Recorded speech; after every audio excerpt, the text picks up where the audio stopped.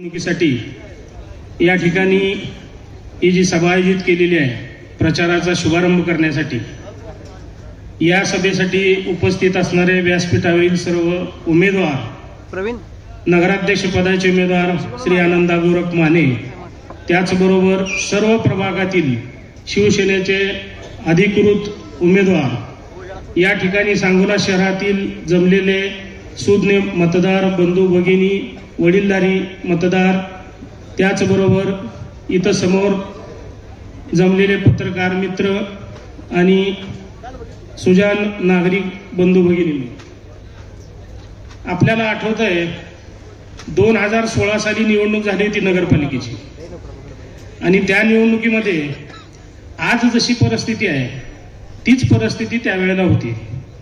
एका बाजूला स्वर्गीय आमदार गणपतरावजी देशमुख साहेब हे त्यावेळेला हयात होते.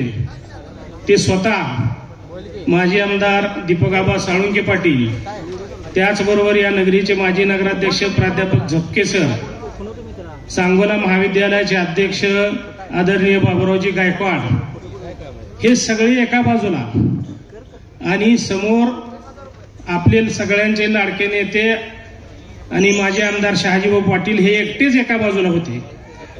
या वेळेला सुद्धा पॅनल उभा केलं गेलं होतं. नगराध्यक्ष पदाच्या उमेदवार शहाजी बापूंच्या बाजूनं सौ राणीताई आनंदा माने यांना उभा केलं होतं. समोरच्या आघाडीकडून छायाताई अरुण पाटील यांना उभा केलं होतं. त्यावेळेला सुद्धा अशाच पद्धतीने निवडणूक झाली लोकनियुक्त नगराध्यक्ष पदाची व नगरसेवक पदांची. आणि आपल्या सगळ्यांना माहिती आहे, सांगोला शहरातील सुजान मतदार बंधू भगिनींनी राणीताई आनंदा माने यांना 2901 मतांना निवडून दिलं होतं. हे सर्व या मतदार बंधू भगिनीनेच केलेली क्रांती होती. त्यामुळे आपण अजिबात असं समजायचं कारण नाही की इथं आपण एकटे पडलेलो आहोत आणि आपल्याला इथं सगळे एकत्र येऊन एकट्याने निवडणूक लढवायची अडचण केलेली आहे. त्यामुळे आपण सगळ्यांनी, सर्व उमेदवारांनी अजिबात न घाबरता आपण 16ची पुनरावृत्ती आपण करणार आहोत याची फक्त आपण सगळ्यांनी मनावर घ्यायचं आहे. ज्या पद्धतीनं 16ला लोकांनी बापूंच्या पॅनेलला निवडून दिलं, अडचण त्यावेळेला एकच झाली होती की बहुमत येऊ शकलं नाही. 8 जागा नगरसेवक पदाच्या निवडून आल्या, नगराध्यक्ष पद निवडून आलं, परंतु बहुमत हे विरोधी आघाडीच्या कडे गेल्यामुळं 5 वर्ष त्या ठिकाणी व्यवस्थित कारभार करता आला नाही. या निमित्ताने मी सांगोला शहरातील सर्व मतदारांना आवाहन करेन की तुम्ही आनंद भाऊला तर निवडून द्यायचं मन बनवलेलंच आहे.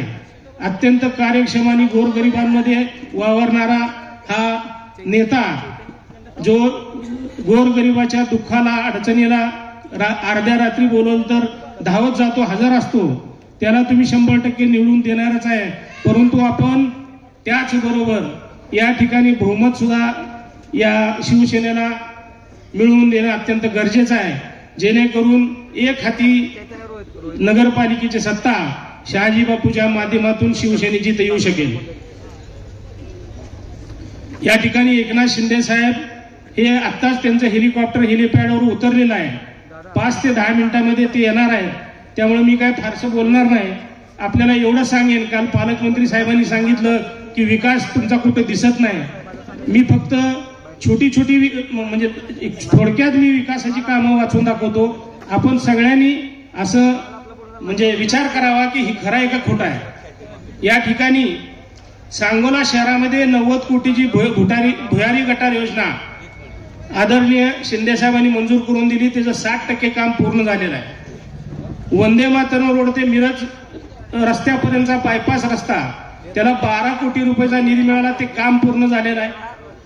त्यानंतर सांगोला तालुक्याच्या विविध शासकीय कार्यालयासाठी 15 कोटीची इमारत मंजूर झालेली आहे आणि ती इमारत पूर्णत्वाकडे चाललेली आहे. म्हणजे त्याचं काम आता अंतिम टप्प्यात संपत आलेलं आहे. आमच्या मुस्लिम समाजाची 50 वर्षाची मागणी होती, ईदगाह मैदान आम्हाला बांधून मिळावं. इथं उपस्थित असलेल्या मुस्लिम समाजा बांधवांनी छातीवर हात ठेवून सांगावं की ही मागणी कुणी पूर्ण केली. ही मागणी केवळ शहाजी बापूंमुळे पूर्ण झाली. 4.5 कोटी रुपयाचा निधी उपलब्ध करून दिला आणि भव्य असं महाराष्ट्रात नसेल इतकं सुंदर आणि देखणं ईदगाह मैदान इथं बांधून तयार झालेलं आहे. त्यानंतर डॉक्टर बाबासाहेब आंबेडकर यांचा पूर्णाकृती पुतळा आमच्या भीमसैनिकांनी लोकवर्गणीतून त्यांच्या स्वतःच्या वर्गणीतून आणला, पण त्याच्यासाठी जे चबुतरा आणि सुशोभीकरण आहे त्याला निधीची मागणी या सर्व लोकांनी केली. बापूंनी तात्काळ होकार दिला आणि 2 कोटी रुपये त्याला मंजूर केले. आपण येता जाता बघताय इतकं सुंदर बाबासाहेबांचा पुतळा मला तरी ह्या महाराष्ट्रात कुठं बघायला मिळालेला नाही. एवढं मोठं काम हे बापूंनी आमच्या बांधवांच्या मागणीवरून केलेलं आहे. त्याचबरोबर इथं धान्य बाजारात एक, त्याच्या पलीकडे त्रिमूर्ती थिएटर जवळ एक आणि एक आमच्या भीमनगर समोर आठवडा बाजाराजवळ एक, अशी 3 भव्य व्यापारी संकुलाचं काम सुरू आहे. एक 10 कोटीचा, एक 5 कोटीचा आहे आणि दुसरा एक 3 कोटीचा आहे. अशा 18 कोटीची व्यापारी संकुलाची कामं सध्या सुरू आहेत. त्याचबरोबर या चौकामध्ये इथं खुलं सभागृह बांधण्यासाठी 2 कोटी रुपयाचा निधी मंजूर आहे आणि ते काम आपल्या निविदा प्रक्रियेत सध्या आचारसंहितेमुळे थांबलेलं आहे. निविदा प्रक्रिया झाल्यानंतर त्याचंही काम सुरू होणार आहे. आपल्या राजमाता अहिल्यादेवी होळकर जे आपलं टाउन हॉल आहे त्या ठिकाणी जवळजवळ 4 कोटी रुपये खर्चून त्याचं नूतनीकरण, सुशोभीकरण, त्याचं कॉन्क्रिटीकरण आणि कुंपण भिंत हे सगळं काम पूर्ण झालेलं आहे. सांगोला येथे आपलं शासकीय विश्रामगृह जे आहे ते ब्रिटिशकालीन आहे. बरीच वर्ष ते म्हणजे पडलेल्या अवस्थेत होतं. त्यासाठी शहाजी बापूंनी सांगोला शहरामध्ये 3 कोटी रुपयाचं नवीन शासकीय विश्रामगृह बांधलेलं आहे. ते पूर्ण झालेलं बांधून तयार आहे. यानंतर विविध जाती धर्माच्या जेवढ्या जाती आहेत त्या सर्वाच्या जाती धर्माच्या समाज मंदिरासाठी बापूंनी 50 लाख, 1 कोट, 2 कोट असे 13 कोटी रुपये मंजूर केलेले आहेत सगळ्याच जाती धर्मांसाठी. आणि आठवडा बाजारामध्ये एक मटन मार्केटची नवीन इमारत 1.5 कोटी रुपयाची, ती सुद्धा त्याचंही काम आता पूर्णत्वाकडे आलेलं आहे. आणि गेल्या 4 वर्षामध्ये सांगोला शहरातील आणि वाड्या वस्त्यातील विविध रस्त्यांसाठी, खास करून आमच्या माळी समाजाचे जे प्रभाग आहेत तिथं बापूंनी कधी बघितलं नाही की कुठला समाज आहे, काय आहे, मला मतदान देतोय का नाही देतोय, कधी 50 वर्षात देता आलं नाही. तरी बापूंनी त्या ठिकाणी 70 लाखाचा पूल आणि 2.25 कोटी रुपयाचा रस्ता, ज्याचं काम आता संपत आलेलं आहे, हे सुद्धा शहाजी बापूंनी दिलेलं आहे. विविध ठिकाणी 10 कोटीची रस्त्याची कामं पूर्ण झालेली आहेत.